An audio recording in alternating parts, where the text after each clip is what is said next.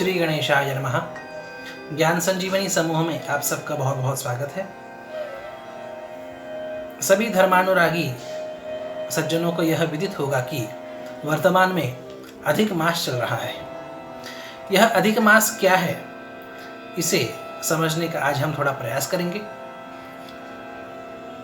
कालचक्र यह ग्रहों के गति से हमें पता चलता है और ग्रहों की गति तिथियों से हमें ज्ञात होती है। हमारे यहाँ तिथियां होती है,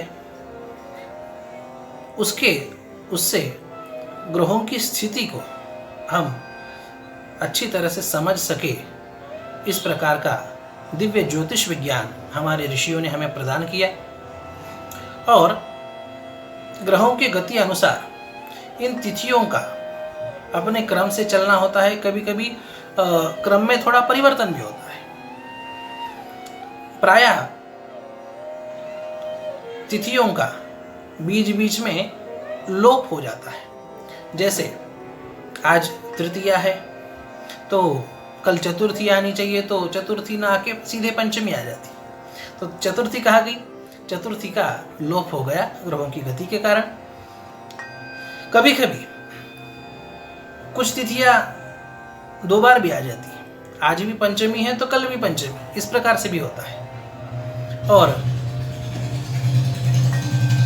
उसके अनुसार तिथियों का कम ज्यादा होते रहना यह ग्रहों की चाल के अनुसार निश्चित होता है। आप भी देखते होंगे कि प्रायः नवरात्रियों में पूरे 9 दिन की नवरात्रि प्रायः कम आती है। एकादश तिथि का क्षय होके वह नवरात्रि 9 दिन की बजाय 8 दिन की होती है। ऐसा क्यों? एक तिथि का क्षय हो गया। तो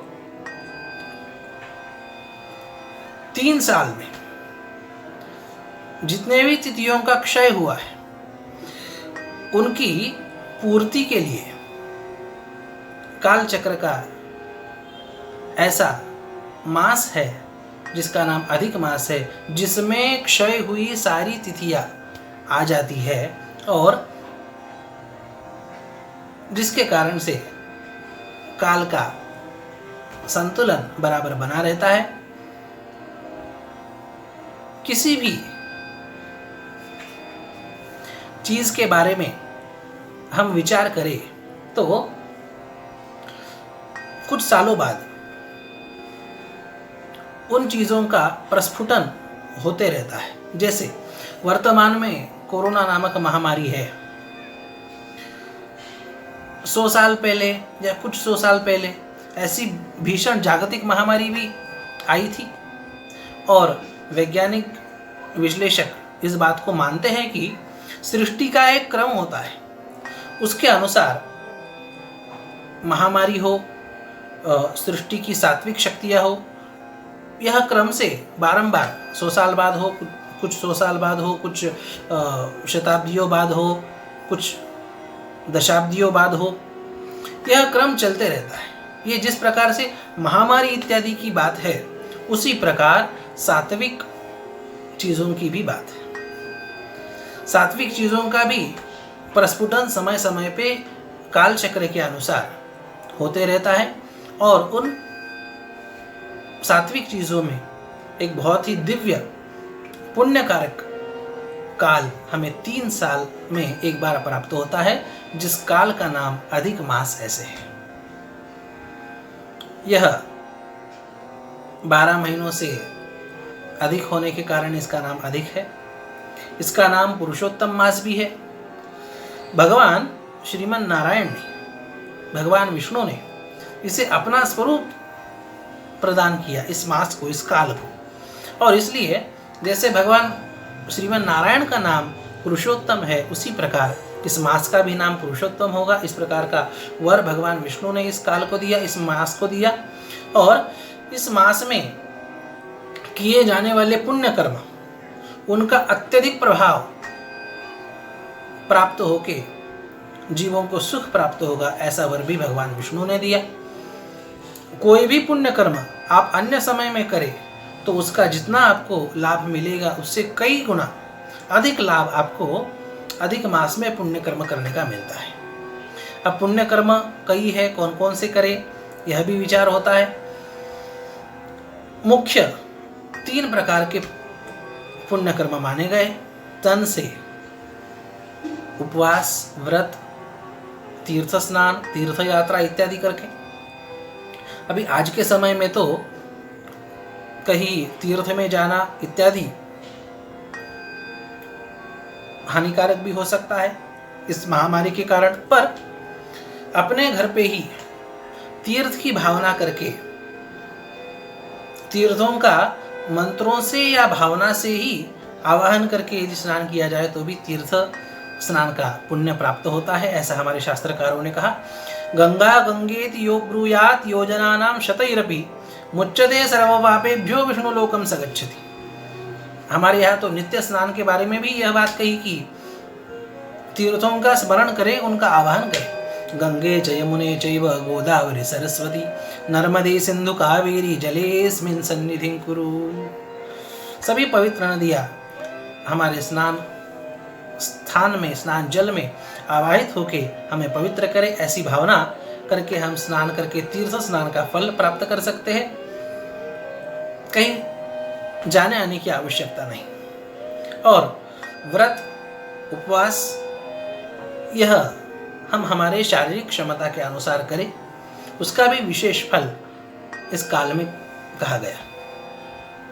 मन से हम भगवान का अधिक से अधिक चिंतन करें, भगवान का अधिक से अधिक ध्यान करें, भगवान की अधिक से अधिक मानसी सेवा करें, मानस पूजा इत्यादि करें, जिसे जो भी ध्यान जो है सुलभ है उस प्रकार का वो ध्यान इत्यादि कर सकता है। और यह हो गया मन से साधन। तन से साधन व्रत, उपवास इत्यादि, मन से साधन ध्यान धारणा इत्यादि। और सर्वाधिक महत्व इस अधिक मास में यदि किसी पुण्य कर्म का है तो वो है दान का। तन, मन और धन। धन से संभव है दान, और जितना अधिक से अधिक दान कर सके उतना विशिष्ट पुण्य इस मास में बताया गया। क्या क्या दान करे, क्या क्या दान करने से क्या क्या प्राप्त होता है, इसकी बहुत बड़ी लंबी कथाएं, लंबे आख्यान पुराणों में प्राप्त होते हैं। अधिक मास का महात्म्य यदि पुस्तक हिंदी इत्यादि प्राकृत भाषा में भी उपलब्ध है, उसे भी यदि आप वाचन करें तो आपको समझ में आ सकता है। अत्यधिक महात्म्य है दान का। द्रव्य दान है, सुवर्ण दान है, रजत दान है, वस्त्र दान है, धान्य दान है, इत्यादि कई दान है। जिसे जो भी संभव है उस प्रकार से वह दान करे। और संभव हो तो विधिवत संकल्प पूर्वक सत्पात्र को दान करें। हमारे यहाँ जैसे भगवान ने गीता में भी कहा, दान भी 3 प्रकार के होते हैं, सात्विक दान, राजस दान, तामस दान। देशे काले च पात्रे च तद्दानम सात्विकम स्मृतम। देश, काल और पात्र का विचार करके जो दान दिया जाता है वह सात्विक होता है। देश, अभी तो तीर्थ इत्यादियों में जाने के बजाय घर ही सर्वोत्तम है वर्तमान परिस्थिति के अनुसार। काल, अधिक मास का काल, यह सर्वोत्तम माना गया। और पात्र, स्थान से महत्वपूर्ण है काल, और काल से भी महत्वपूर्ण है पात्र।